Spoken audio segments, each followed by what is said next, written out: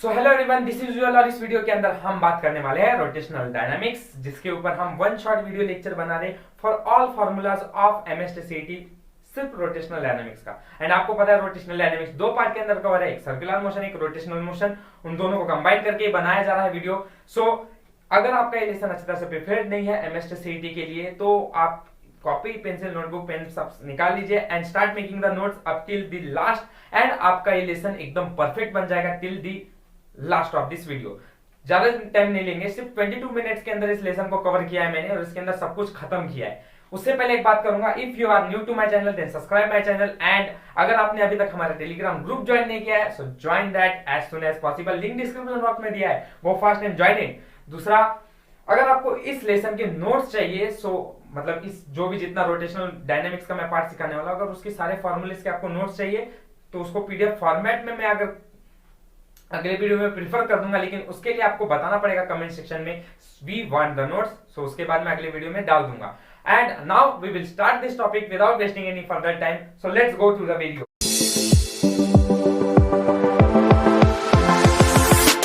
सो पहले अगर स्टार्ट करते हैं इस चैप्टर को, सब कुछ बेसिक कॉन्सेप्ट से, कुछ बेसिक कॉन्सेप्ट हमको इसके पता रहने चाहिए, जैसे कि अब relation between linear and angular displacement, velocity and acceleration क्या होता है, इसके बारे में बात करते हैं पहले। सो लीनियर एंड एंगुलर के बीच में रिलेशन है। लीनियर के डिस्प्लेसमेंट को हम एस से बताते हैं, S is equal to R. Angular के डिस्प्लेसमेंट को हम थीटा से बताते हैं। सबको अगर आपसे आप आर से मल्टीप्लाई कर देंगे तो हमें लीनियर और एंगुलर का डिस्प्लेसमेंट का रिलेशन मिल जाता है, वेलोसिटी का and as well as acceleration का। सो फॉर्मूला सिंपल है, याद रखेंगे S is equal to R theta, V is equal to R omega and A is equal to R alpha. ये हो गया हमारा सब बेसिक कॉन्सेप्ट्स का relation between linear and angular. ठीक है। दूसरा, अब एंगुलर वेलोसिटी के बारे में फॉर्मूला, एंगुलर वेलोसिटी का फॉर्मूला क्या रहता है। So v is equal, angular velocity को हम ओमेगा से बताते हैं, इन एंगुलर में will be equal to D theta by D T, where D theta by D T यहाँ पे हमें डिनोट करता है, ये थीटा जो है ये चेंज इन एंगुलर डिस्प्लेसमेंट पर यूनिट टाइम है। ठीक है, ये एज पर चेंज होगा, पर ये फॉर्मूला हमें याद रखना है, angular velocity omega is equal to D theta by D T. Next formula angular acceleration. Angular acceleration का क्या फॉर्मूला है। So again it is rate of change of angular velocity. So angular velocity मतलब यहाँ पे हमें alpha, क्योंकि angular acceleration को हम अल्फा से बताते हैं, will be equal to D omega by D T. And इसी को हम बताएंगे D omega by D T है चेंज, मतलब from final to initial. So omega final minus omega initial upon time delta T. ठीक है, अभी जो चेंज इन टाइम है, जो भी अब उसके हिसाब से चेंजिंग आएगा वो हम लिखेंगे यहाँ पे। अगेन ये ओमेगा फाइनल है। सो अब यहाँ पे हमको एक और बात पता है, ओमेगा का मतलब होता है, omega means 2 pi n, correct है। So therefore alpha will be equal to, दोनों में से 2 पाई कॉमन आ जाएगा। सो हमारे पास बचेगा n2 minus n1 divided by time t delta. So this is the formula for alpha in terms of angular acceleration. Next concept का बात करेंगे। इसके बाद सब बेसिक कॉन्सेप्ट देखने के बाद हमारे पास सर्कुलर मोशन के अंदर मींस रोटेशनल डायनामिक्स के अंदर सर्कुलर मोशन के पार्ट में टाइप्स ऑफ फोर्सेस। अब टाइप्स ऑफ फोर्सेस यहाँ पे हम देखेंगे तो सेंट्रीपिटल फोर्स है एंड सेंट्रीफ्यूगल फोर्स है। ठीक है, दो टाइप के फोर्सेस मिलते हैं, इनके फॉर्मूलेस क्या है वो बहुत जरूरी है। तो centripetal force F is equal to mv square upon r will be equal to mr omega square will be equal to mv omega. ये फॉर्मूला होता है सेंट्रीपिटल फोर्स के लिए। ठीक है, सेंट्रीफ्यूगल का भी वही होता है, थोड़ा सा मींस यही फॉर्मूले हो जाएंगे, बस इनके अगर हम वेक्टर फॉर्म के बारे में बात करेंगे तो वो चेंज हो जाता है, जिसकी वजह से हमको सेंट्रीपिटल और सेंट्रीफ्यूगल फोर्स में फर्क दिखता है। सेंट्रीपिटल फोर्स जो रहता है वो F is always minus mr omega square होता है, बिकॉज हमें इसकी डेफिनेशन पता है। एंड सेंट्रीफ्यूगल फोर्स का होता है mr ओमेगा स्क्वायर। ठीक है, so this is the difference between centripetal and centrifugal force. बस इसके वेक्टर फॉर्म को पूछा जाएगा तो इसके मैग्नीट्यूड की वजह से इसमें चेंज आ जाएगा, वो माइनस होता है सेंट्रीपिटल एंड सेंट्रीफ्यूगल जो होता है वो पॉजिटिव रहता है। ठीक है, ये समझ में आ गया तो आगे बढ़ेंगे हम नेक्स्ट कॉन्सेप्ट में, types of acceleration. Types of acceleration कितने हैं अगर हम सर्कुलर मोशन में बात करेंगे। So there are 3 types of acceleration. Centripetal, जिसको हम रेडियल एक्सेलरेशन कहते हैं, दूसरा है टेंजेंशियल एक्सेलरेशन एंड तीसरा है नेट एक्सेलरेशन। सो पहली बात, सेंट्रीपिटल एक्सेलरेशन क्या रहता है। सेंट्रीपिटल एक्सेलरेशन उससे कहा जाता है जिसके अंदर हमें चेंज इन डायरेक्शन दिखाई देता है। The change in direction is called as in centripetal acceleration और रेडियल एक्सेलरेशन, तभी उसको रेडियल एक्सेलरेशन। फॉर एग्जांपल कि एक फैन रोटेट कर रहा है तो वहां पे इसके डायरेक्शन के अंदर अगर चेंज हो रहा है so it is called as in centripetal acceleration. इसके फॉर्मूले के ऊपर अगर बात करेंगे तो centripetal acceleration A double C is equal to mv square upon r, ये फोर्स हो जाता है, mm कैंसिल हो जाएगा क्योंकि फोर्स का ही मतलब होता है मास इनटू एक्सेलरेशन। सो मास गेट्स कैंसिल, हमारे पास बचता है v स्क्वायर अपॉन r और r ओमेगा स्क्वायर और v omega. It's just the change, यहाँ पे बस मास कैंसिल हो रहा है, बाकी वही फॉर्मूला यहाँ पे आ जाएगा। सो सेंट्रीपिटल एक्सेलरेशन कभी भी अगर बात करेंगे कि वहां पे अगर सेंट्रीपिटल एक्सेलरेशन हो रहा है या रेडियल एक्सेलरेशन हो रहा है, सो you will apply this formula, ठीक है। एंड चेंज इन डायरेक्शन, ये सबसे पहले डेफिनेशन में ध्यान रखिए कि centripetal acceleration happens only when there is a change in direction.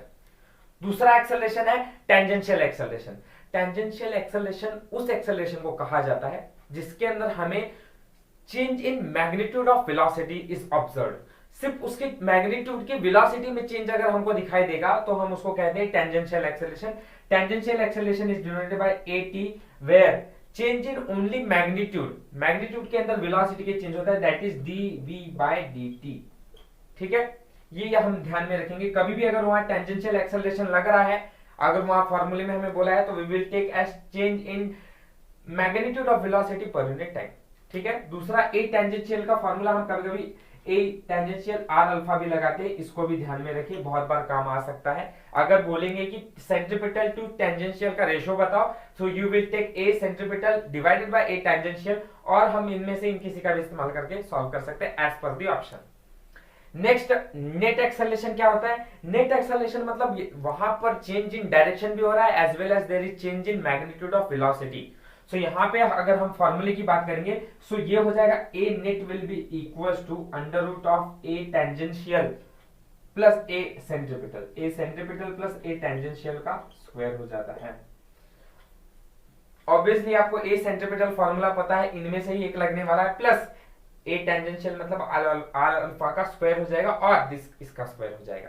Simple है कॉन्सेप्ट। यहाँ पे अगर मेन फॉर्मूला बोला जाए तो यहाँ पे चेंज क्या हो रहा है, पूरी की पूरी डायरेक्शन भी चेंज हो रही है as well as magnitude and velocity भी चेंज हो रही है, तो ए नेट एक्सेलरेशन तैयार होता है।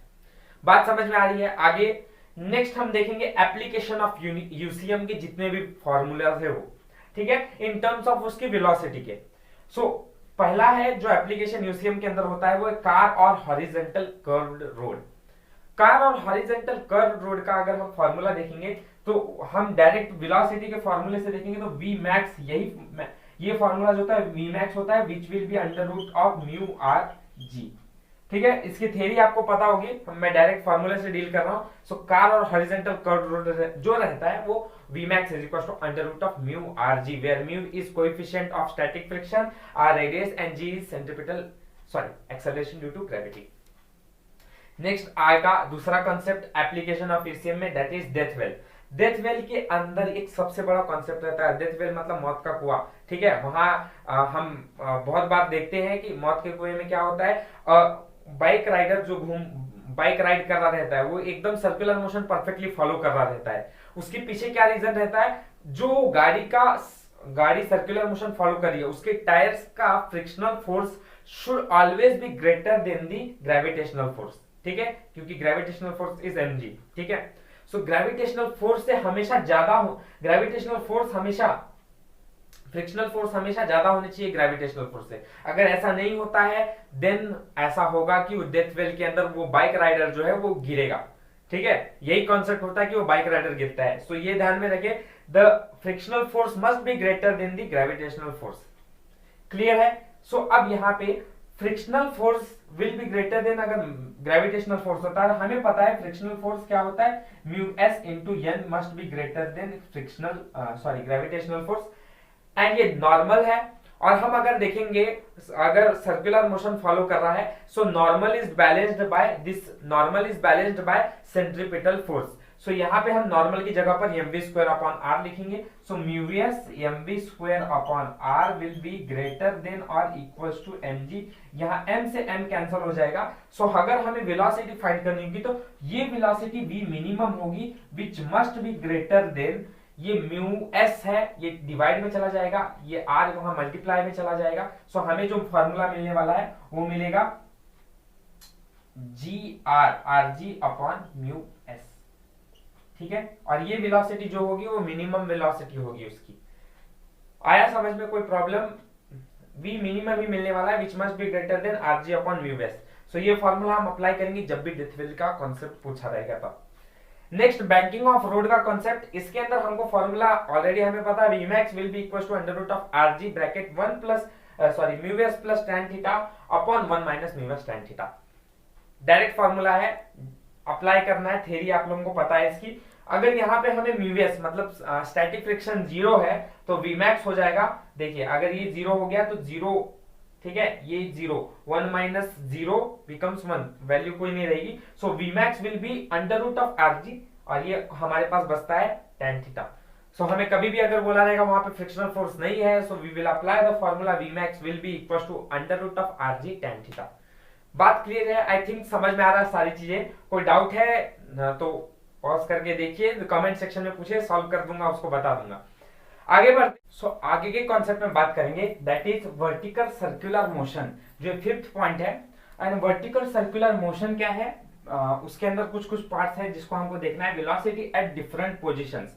सो वर्टिकल सर्कुलर मोशन में वेलोसिटी डिफरेंट डिफरेंट पोजीशंस पे क्या होती है। सो पहले वेलोसिटी एट हाईएस्ट पोजीशन पे रहती है under root RG, velocity mid position पे रहती है under root 3RG and velocity bottom पे रहती है under root 5RG।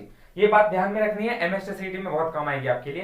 And tension highest पे रहता है 0, टेंशन मिड पे रहता है 3 mg एंड टेंशन हाईएस्ट पे मिड पे एंड हाईएस्ट पे मिड पे और सबसे लास्ट बॉटम पे कितना रहता है, दैट इज 6 mg, ठीक है। ये बात भी ध्यान में रखनी है।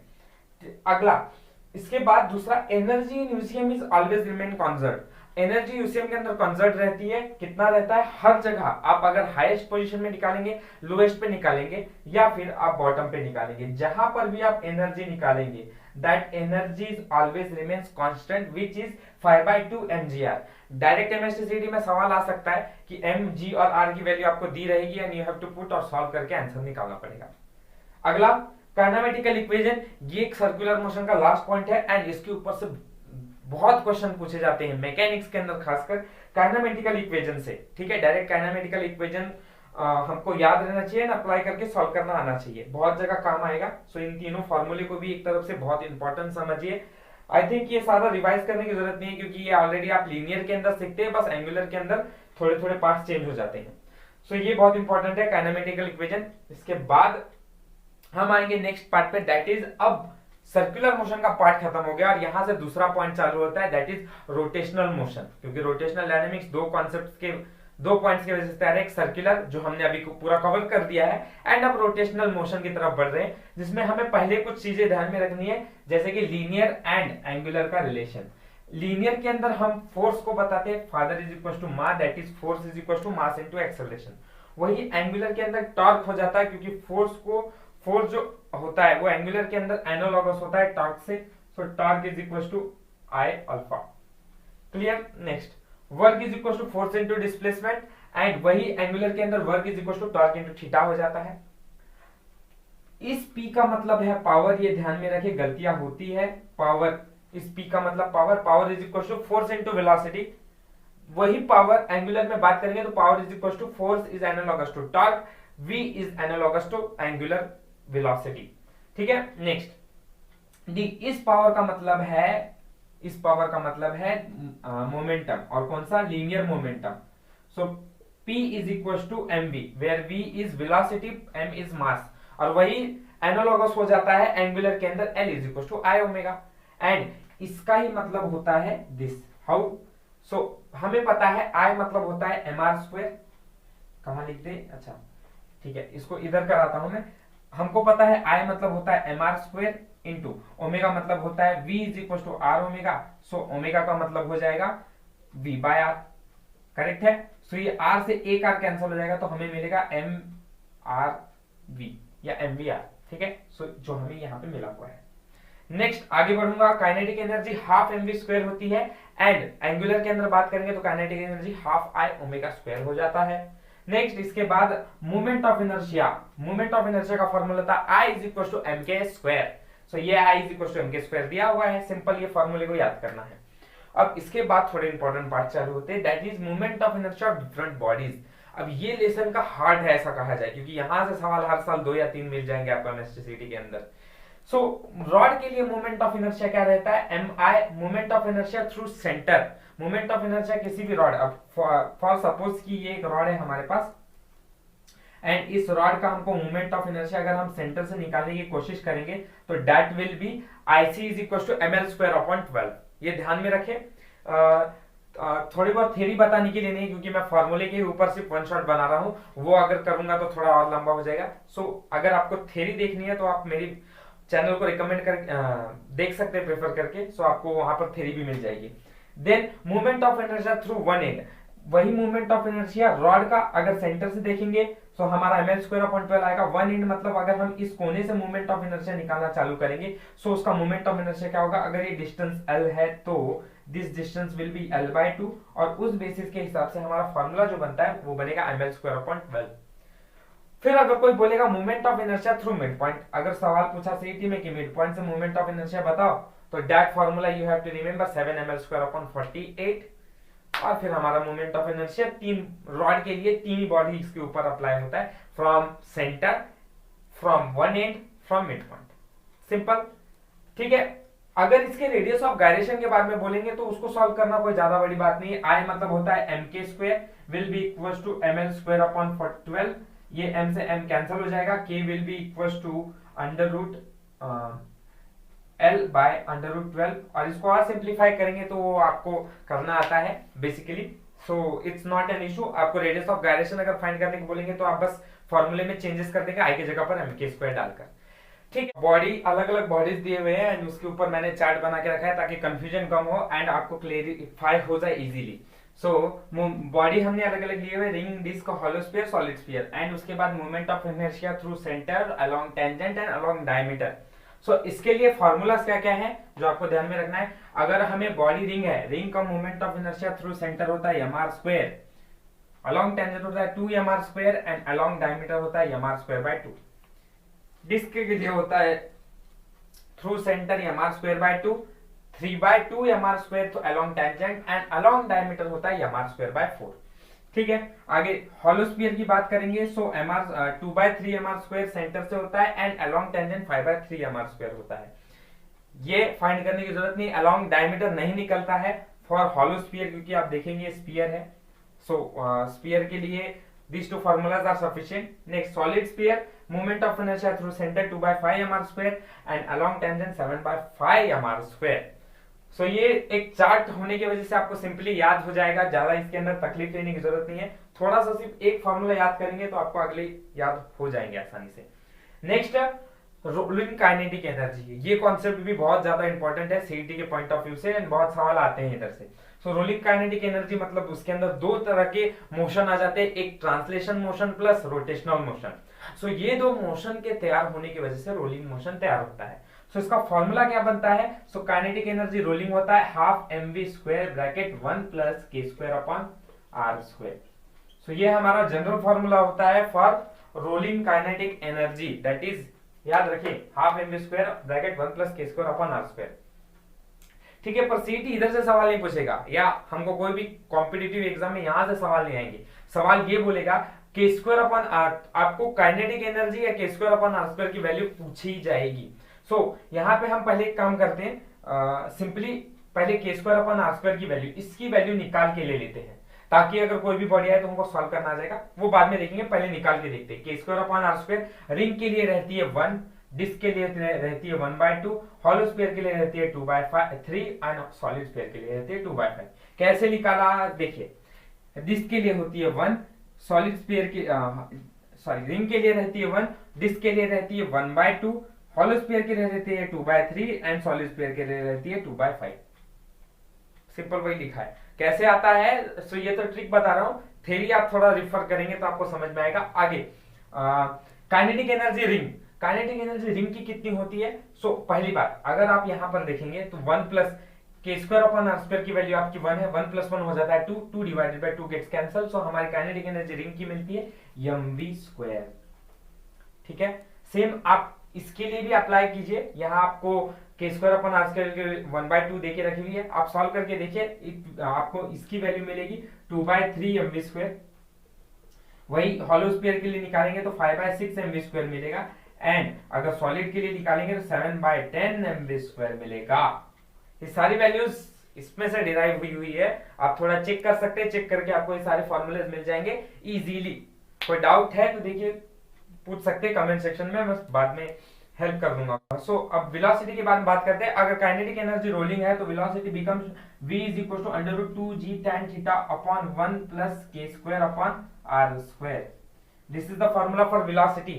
एंड यहाँ सवाल सीईटी में बहुत बार पूछा जाता है, ये वैल्यूज आपको पुट करके दी रहेंगी, कोई वैल्यू दिया रहेगा तो आप सॉल्व कर सकते हैं।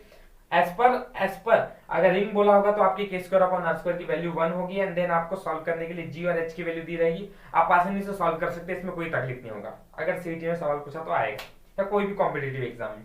बट मेरे को एक और चीज डिराइव करनी है, अगर मैं एक स्लाइडिंग स्फीयर लूं और यहाँ पे मैं hollow sphere, solid sphere, disc, ring सारी चीजें रख दूं, एंड देन मैं बोलूं उसके बाद कि हम उन सारे का मास एंड रेडियस सेम है, सो अगर हम उसको एक हाइट से छोड़ेंगे तो सबसे पहले कौन सी ऑब्जेक्ट नीचे पहुंचेगी। सो ये ध्यान रखें, सबसे ज्यादा वेलोसिटी होने वाली है सॉलिड स्फीयर की, फिर उसके बाद होगी डिस्क की, फिर हॉलो स्फीयर की, एंड देन सबसे कम वेलोसिटी होगी रिंग की। ये ध्यान में रखें, बहुत ज्यादा फायदा देने वाला है आपको।